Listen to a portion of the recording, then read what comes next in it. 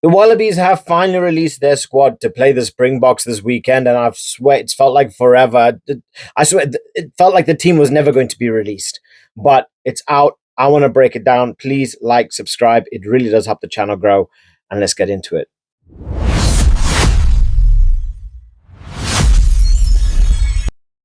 Now, the Springboks have released their squad on Monday. Today, we get the Wallabies. I swear, Rassi, Rassi, why do this?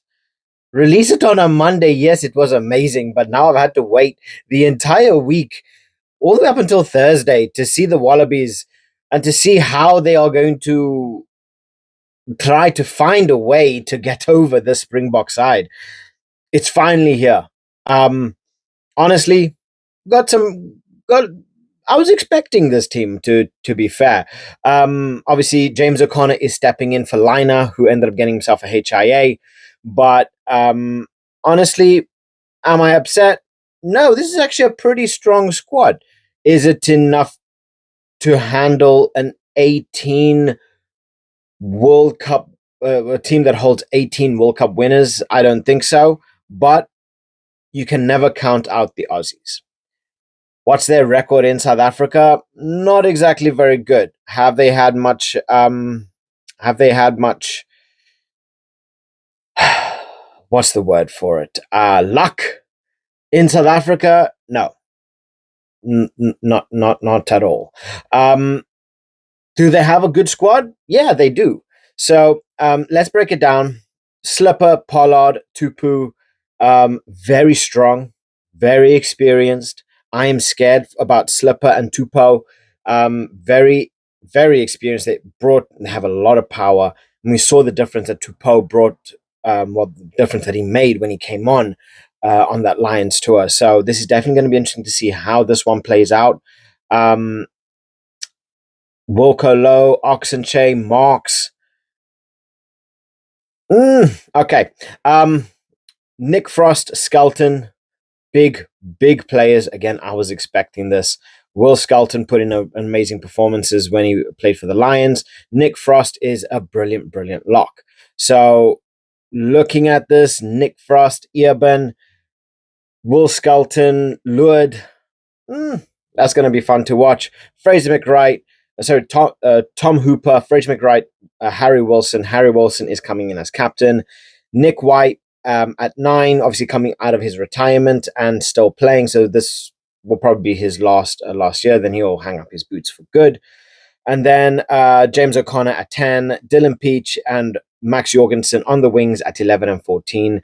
Len Ikitau, Suali'i in the center with 12 and 13, and then Tom Wright at 15. So pretty strong squad. I am most worried and scared about Max Jorgensen and Dylan Peach. They put in brilliant performances up against the Lions. They are going to be a constant nuisance to the Springboks.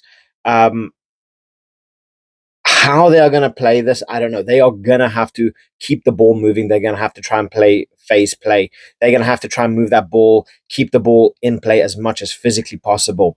Right? They don't want the Springboks to be disrupting them. They want to keep that flow. They want to keep that ruck ball and keep things flowing as nicely as physically possible for as long as possible, keeping that possession. Because the moment the Springboks they start to they start to dictate play with lineouts and scrums, it's going to be a very long day for the Wallabies. So if they're able to do so, use the quick feet of Jorgensen, of Dylan Peach, using that speed to their own advantage, they could definitely get some good points on the board here. Tom Wright, his kicking ability, his ability to, find that space is definitely going to be crucial to this game as well. But honestly, do they have the experience for this? I don't feel so. Even they have a pretty good bench in Panga, Mosa, Bell, Nongo, Williams, Gleason, Champion de Crespigny, Tate McDermott, Andrew Callaway. I mean, we probably will end up seeing Tate McDermott coming on in the second half. Same thing with Champion de Crespigny. He's got a lot of talent. Whether he's going to be able to do anything up against the Springboks, only time will tell. But same thing with Lanky Gleeson. He's got a lot of experience that he can bring, and he will bring something different to the game. Saying that, um, this is a good squad. This is a squad not to overlook. This is a squad that if the Springboks switch off, they will hit them hard. They're going to be coming in at the breakdown. Yes, they are going to have to deal with the likes of Van Staden, Khaleesi, and Pieter Steph um, by no means that is a back row that you want to be competing with. So if the Wallabies are able to keep that high intensity, very physical, match at the breakdown, they could definitely they could definitely come through with some points, but chances very low. I am trying to be realistic. I do want to see the best out of the Wallabies. I want to see the best that they possibly can bring. But when you look at their matchups, when you look number for number, and you think, how is this going to go? Yes, Peter Steph, Khaleesi, Eben, they could all have off days, and we could see Will Skelton come through. I mean, he's like 140 kilos, 6'8". He's not a guy that you want to be messing about with. But I mean, we look at Eben, he's what, 6'8", 6'9". We have Peter Steph de Toit, he's what, like 6'6". These are big, big players. Lud is just as big. Okay, where are we going to be going here? What else does the Wallabies have to bring here? Because in almost every single position, the Springboks are bigger, stronger, and far more experienced at the highest level. At the highest level, some Springboks, I mean, Eben has probably won more than all of these Wallabies put together by himself. Never mind as a group.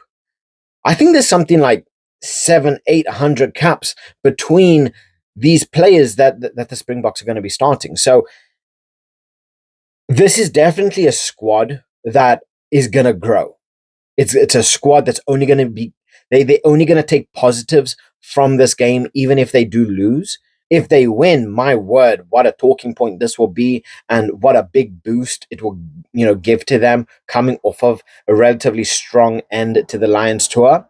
But there's a lot to work with here, right? There's a lot to grow from here. So could we see a lot more over the next couple of years? Yes. Are we going to be seeing an Australia side that could potentially be put back into contention with, one of the greats? Yes. They need to develop more. They need more experience. I mean, Suali'i, you can't speak about the Wallabies without speaking about Suali'i. He's got a physical presence. He's fast.